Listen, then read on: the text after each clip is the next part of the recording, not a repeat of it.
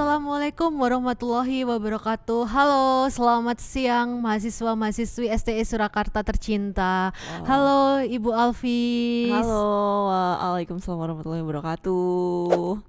Mbak Astu dan semua mahasiswa di STI Surakarta.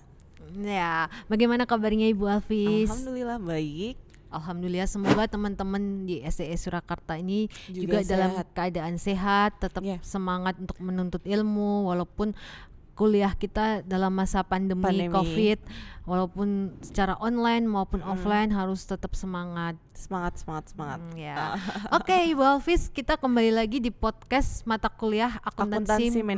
manajemen untuk topik pertemuan keempat ini Ya, yaitu akuntansi pertanggungjawaban. pertanggungjawaban. Ya. Kalau boleh saya tahu nih Bu, sebenarnya akuntansi pertanggungjawaban itu apa? Jadi akuntansi pertanggungjawaban ini adalah sistem akuntansi yang menekankan perilaku manajer dan para akuntan itu sangat dipengaruhi dan bagaimana sih kinerjanya seperti itu. Kemudian sistem akuntansi ini mengakui berbagai pusat pertanggungjawaban. Nah, kayak apa sih nanti pusat pertanggungjawabannya nanti akan kita jabarkan di slide selanjutnya.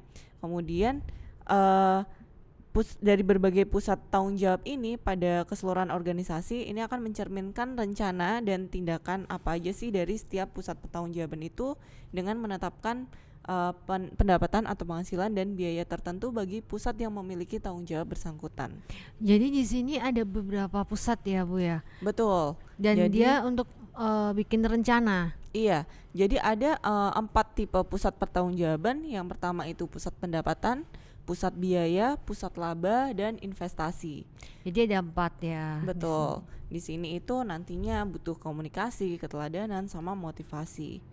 Nah, dari pusat pertanggungjawaban itu nanti akan membuat laporan pelaksanaan pertanggungjawaban atau laporan pertanggungjawaban ini ditujukan kepada pihak yang tepat, terus harus konsisten, harus tepat waktu, teratur, mudah dipahami, penjelasannya itu terperinci, dapat dibandingkan, bersifat analitis dengan tingkat efisiensinya yang bagus. Biasanya laporan pertanggungjawaban ini dilaporkan ke siapa sih Bu dan untuk siapa sebenarnya? Untuk internal perusahaan sih, biasanya kayak semacam anggaran seperti itu, kayak laporan anggaran tapi ini dari masing-masing pusat pertanggungjawaban. Jadi kan di dalam perusahaan itu kan ada pusat biaya, Ya. pusat pendapatan itu berarti dia divisi atau bagian yang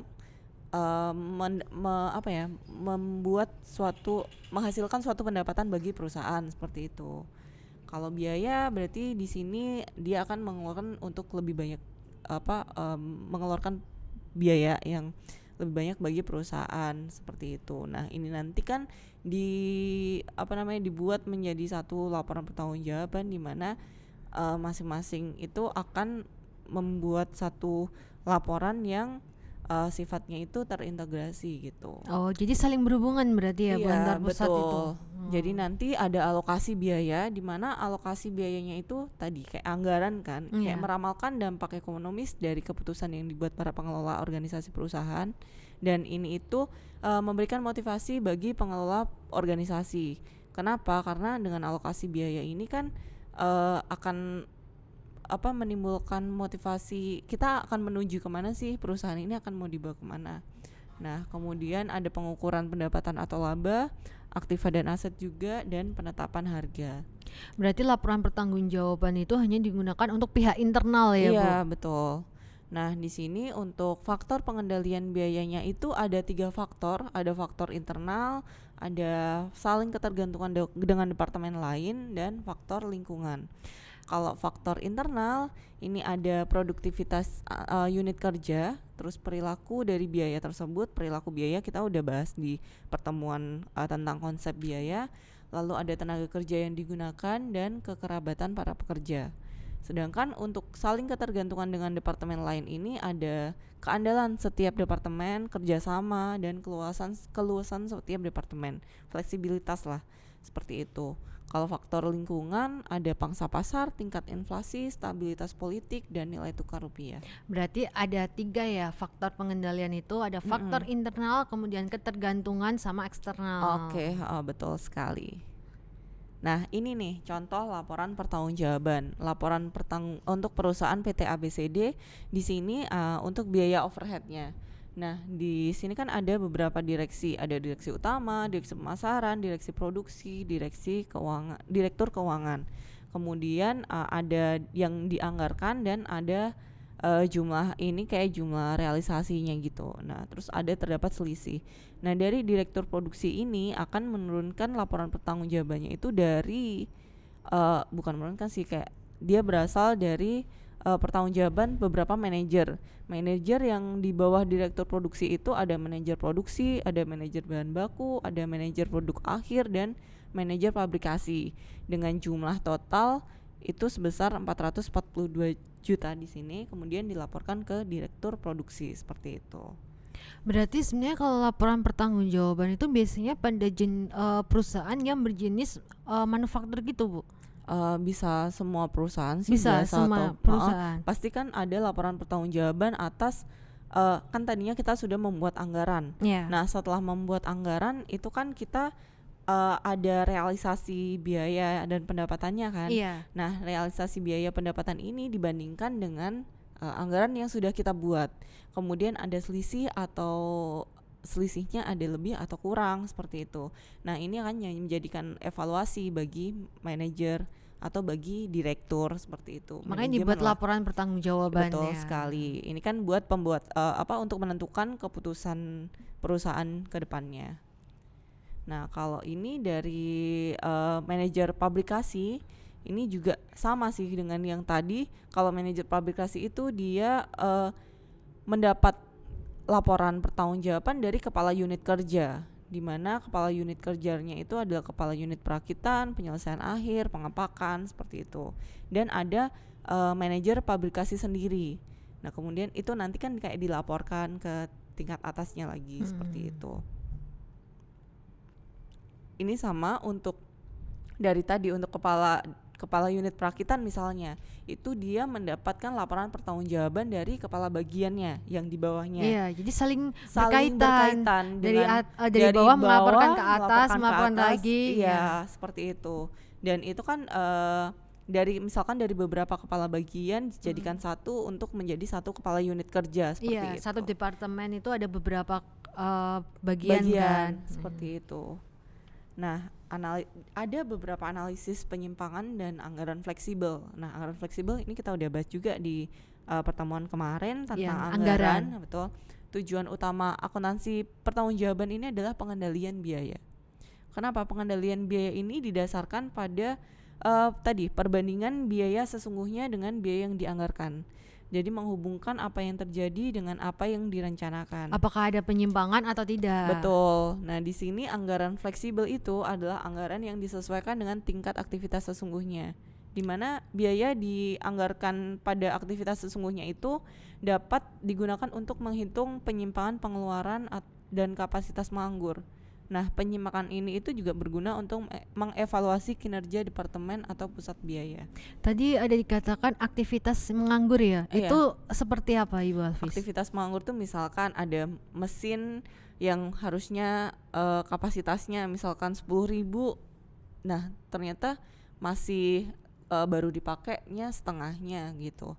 Nah, kan berarti ada kapasitas sisa yang tidak digunakan ya, belum. Iya, betul, ada yang digunakan. Nah, belum digunakan. Itu kan bisa, apakah kita itu nanti dalam keputusan perusahaan apakah akan menaikkan produktivitas mesin tersebut atau malah tidak ada pengaruhnya ke produktivitas gitu. Nah, itu nanti kan kita akan menganggarkan kan, dan menganggarkan nanti akan ada, setelah dianggarkan akan terjadi realisasi anggaran tersebut. Nah, kita akan bandingkan kira-kira akan seperti apa, seperti itu. Nah, di sini kayak penyimpangan pengeluaran. Contohnya kan tadi kan ada analisis penyimpangan. Penyimpangan pengeluaran ini adalah perbedaan antara biaya sesungguhnya dengan biaya dianggarkan pada aktivitas sesungguhnya. Jadi penyimpangan pengeluaran itu sama dengan biaya sesungguhnya dengan biaya dianggarkan pada aktivitas sesungguhnya. sama sih yang tadi kita bahas. Yang sebelumnya tadi ya. Nah, kalau ini penyimpanan kapasitas menganggur itu adalah perbedaan antara biaya dianggarkan pada aktivitas sesungguhnya dengan biaya yang dibebankan ke produk yang dihasilkan selama satu periode atau ke departemen pemakai atas jasa yang diberikan selama satu periode. Seperti itu. Tadi lebih ke biaya. Seperti itu. Nah, akuntansi pertanggungjawaban ini dapat dikelompokkan menjadi dua. Yang pertama itu berhubungan dengan perilaku disfungsional manajer yang dievaluasi atas dasar kinerja yang dilaporkan oleh sistem tersebut. Kemudian juga berhubungan dengan kegunaan data yang dihasilkan oleh sistem bagi manajer. Nah, di situ kan Oke. di situ kan ada akuntansi pertanggungjawaban pendekatan alternatif. Nah, di sini akuntansi pertanggungjawaban ada berapa pendekatan, Bu? Kok di sini kan ada pendekatan Ada alternatif. dikelompokkan menjadi dua. Jadi ini pendekatannya untuk membuat suatu pertanggungjawaban gitu. Untuk kegunaannya apa sih, pertanggungjawaban ini dapat digunakan untuk apa gitu. Nah, yang pertama itu berhubungan sama perilaku, yang kedua itu berhubungan dengan kegunaan data. Nah, yang ini untuk perilaku disfungsional manajer ini mengendalikan aktivitas yang menimbulkan biaya sehingga penyimpangan yang terjadi itu dibebankan kepada manajer, bukan kepada proses bisnis penyebab terjadinya penyimpangan. Kenapa individulah yang dievaluasi, bukan proses bisnisnya. Hal tersebut menimbulkan perilaku disfungsional, jadi kayak manajernya itu cenderung mengutamakan kepentingannya sendiri, terus memusatkan perhatian pada pencapaian anggaran, jadi harus anggarannya tuh harus tepat gitu. Nah, Berarti lebih ke personalnya. Kemudian manajer itu juga memusatkan perhatian pada target jangka pendek, tapi nggak Nggak melihat memusatkan ke ke bisnisnya. bisnisnya secara jangka panjang. Nah, terus juga yang paling fatal itu dia akan memanipulasi data seperti itu. Jadi ya tadi dengan hubungannya sama laporan pertanggungjawaban itu benar-benar memang harus diawasi kan. Iya. Makanya tadi kan lebih ke bertingkat pengawasannya dari kepala unit kerja, terus ke kepala bagian, kemudian ke manajer ke direktur, seperti itu. Jadi saling berkaitan. Nah, kegunaan informasi bagi manajer ini, penyimpangan itu dilaporkan dengan tujuan menjaga agar manajer itu bertanggung jawab terhadap terjadinya biaya. Kemudian juga memberikan informasi yang berguna bagi manajer pusat pertanggungjawaban dalam upaya mengendalikan aktivitas bisnis menjadi lebih efisien. Yaitu tadi agar bertanggung jawab terhadap biaya, penyimpangan tadi ada selisih itu kan harus dilaporkan ke atasannya, misalkan seperti itu. Laporan pertanggungjawaban. Betul. Udah sih sampai segitu Jadi, aja materinya. Udah selesai ya ini. Udah selesai. Jadi intinya laporan pertanggungjawaban ini gunanya untuk pengendalian biaya. Betul Jadi sekali. dari satu kepala bagian itu akan berkaitan dengan kepala bagian departemen yang lain sampai nanti ke direktur ya. Iya. Jadi apa yang sudah dianggarkan itu akan dilihat realisasinya seperti apa, apakah ada penyimpangan atau tidak, ada selisih atau tidak. Iya, nah selisihnya itu dari mana? Nah, itu berkaitan juga dengan perilaku seorang manajer seperti itu. Iya. Ketika manajernya itu mempunyai visi misi yang sejalan dengan perusahaannya, berarti dia akan lebih bertanggung jawab terhadap ini pertanggungjawaban atas semua biaya yang dilakukan. Iya, kalau manajernya dia hanya mementingkan kepentingannya sendiri, tidak mementingkan perusahaannya, maka akan terjadi banyak penyimpangan. Makanya diperlukan laporan pertanggungjawaban bagi apapun itu jenis perusahaannya. Iya, betul sekali. Seperti itu Bu Astu dan teman-teman. Ya, jadi teman-teman, kita sudah belajar pentingnya dari akuntansi pertanggungjawaban untuk mengendalikan biaya, mengendalikan perilaku dari manajer juga. Iya, betul. Oke, untuk pertemuan selanjutnya dengan materi yang berbeda lagi. Oke, baik teman-teman, sekian dulu podcast dari akuntansi manajemen, akuntansi pertanggungjawaban. Selamat siang, tetap semangat belajar, jangan pernah bosan untuk menuntut ilmu. Wassalamualaikum warahmatullahi wabarakatuh. Selamat siang.